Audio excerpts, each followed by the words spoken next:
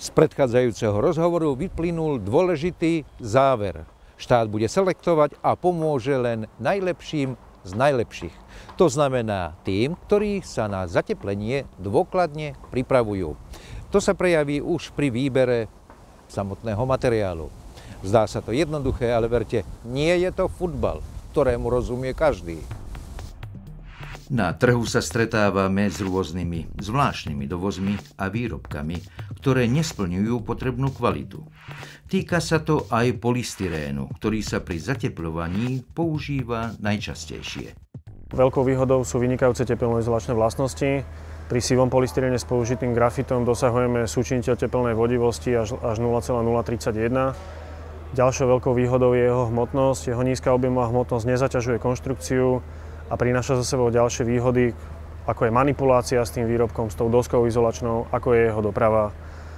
Ďalšou výhodou je polystyrénu, že tá výroba je ekologická, pri výrobe nevzniká žiaden odpad a naopak odpad, ktorý vám vznikne pri samotnej aplikácii polystyrénu, nejaké odrezky, viete vrátiť výrobcovi a výrobca ich znova spracuje.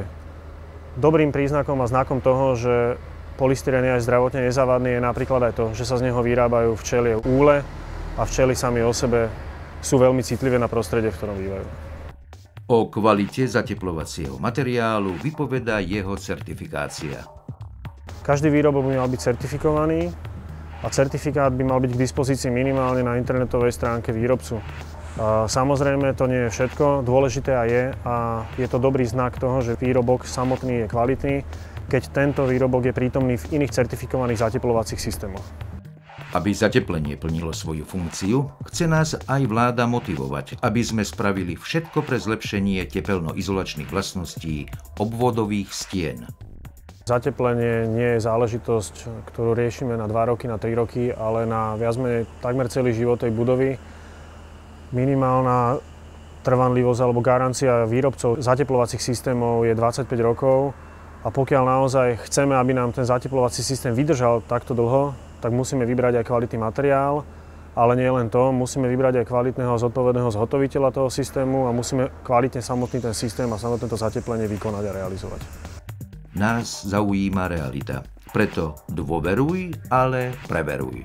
Výrobca by mal mať nielen internú kontrolu kvality, ale mal by podliehať aj externej kontrole kvality. Na Slovensku funguje združenie výrobcov polystyrénu, ktoré robí nezávislý monitoring, a členovia združenia sa mu automaticky podliehajú a sú kontrolovaní.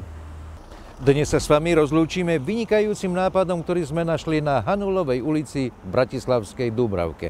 Nie len, že zateplili, ale druhým uľahčili orientáciu. Bočné steny vežiakov si vyzdobili v skutku netradične adresou. Vynikajúca myšlienka. Vám ďakujeme za pozornosť a o mesiac sme tu znova. Dovidenia.